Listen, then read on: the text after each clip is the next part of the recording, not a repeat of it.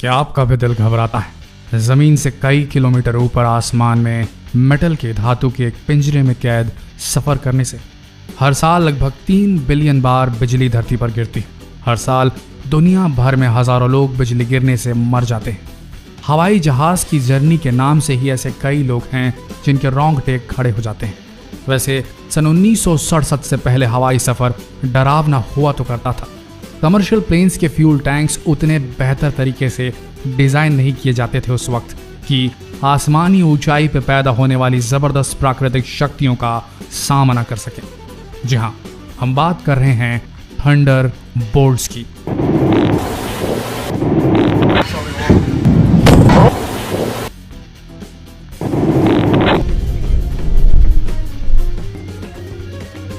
उन्नीस जब तेज कड़कड़ाहट के साथ बिजली गिरी और अमेरिका का एक बड़ा कमर्शियल प्लेन यात्रियों समेत बिजली की चपेट में आकर ध्वस्त हो गया।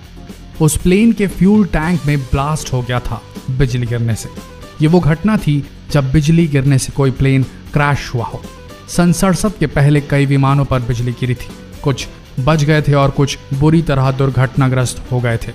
67 की उस घटना ने पूरे विश्व की एविएशन इंडस्ट्री को झकझोर दिया था और तब शुरू हुआ एरोप्लेन्स के डिजाइन, खासकर फ्यूल टैंक के डिजाइन और प्लेन के फ्यूसिलाज हवाई जहाज के उस बड़े सेंट्रल सिलेंडर नुमा भाग को कहते हैं जिसमें यात्री बैठते हैं। इन दोनों के डिजाइन्स पर काम किया गया। फ्यूल टैंक को जितना हो सके ब्लास्ट प्रूफ या विस्फोट रोधी बनाया गया और फ्यूसिलाज को कार्बन फाइबर कंपोजिट मटेरियल से बनाया जाने लगा। इस मटेरियल की यह खासियत होती है कि किसी भी प्रकार की इलेक्ट्रोमैग्नेटिक एनर्जी को फ्यूसिलाज के अंदर एंटर नहीं होने देता, घुसने नहीं देता, बल्कि बाहरी सतह में ही प्रवाहित होने की अनुमति देता है।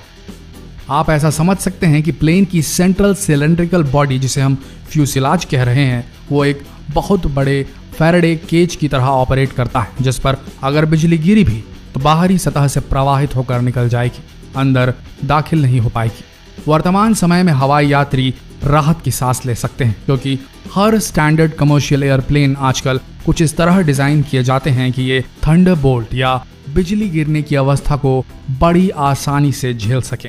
वैसे आपको बता दें, एरोप्लेन्स पर बिजली गिरने की घटनाएं वर्तमान समय में भी काफी आम है, लेकिन अब जान माल का नुकसान नहीं होता बस ये है कि अगर मिड फ्लाइट यानी कि उड़ान के दौरान अगर किसी एरोप्लेन पर बिजली गिरती है तो सेफ्टी रीजन से प्लेन को लैंड कराकर इंस्पेक्शन किया जाता है, जो आजकल की हवाई यात्राओं में एकदम आम सा हो गया है।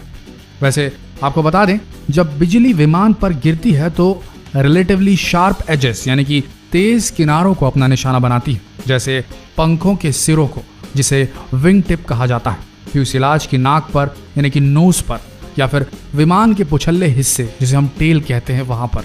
ये इसलिए होता है क्योंकि प्लेन का फ्यूसिलाज एक फैराडे केज की तरह काम करता है, जिसकी वजह से लाइटनिंग बोल्ट उसकी ऊपरी सतह से पार होती हुई शार्प किनारों तक निकल जाती है और प्लेन का इंटीरियर हाई वोल्टेज से सेफ हो जाता है। वैसे आपको बता दें कि एक औसत बिजली के अंदर 15 मिलियन वोल्ट तक का विध्वंसक करंट हो सकता है।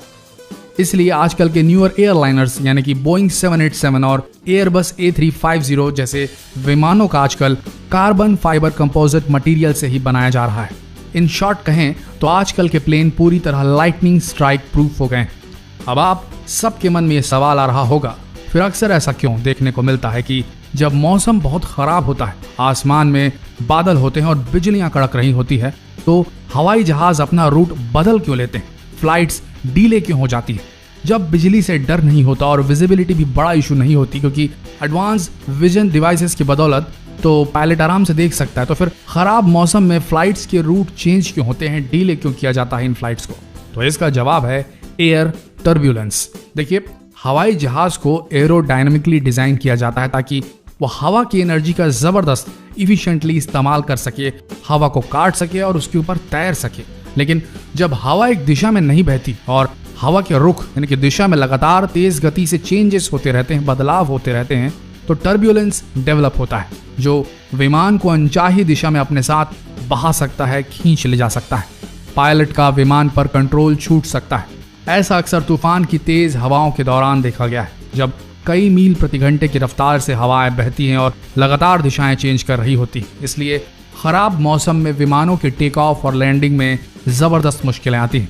यही वजह है कि विमानों को खराब मौसम में ऑपरेट करने से रोक दिया जाता है। तो दोस्तों, कैसी लगी आपको ये इन्फॉर्मेशन जरूर बताएं।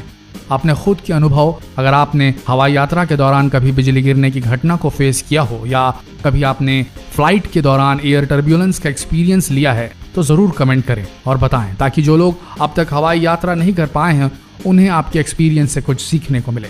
आशा करते हैं आपको ये वीडियो अच्छा लगा होगा। मिलते हैं अगली दिलचस्प कड़ी में। तब तक के लिए बनाए रहिए अपना भरोसा और प्यार नॉलेज टीवी हिंदी पर, क्योंकि आपके स्नेह पर ही टिका है ये भारतीय चैनल। धन्यवाद।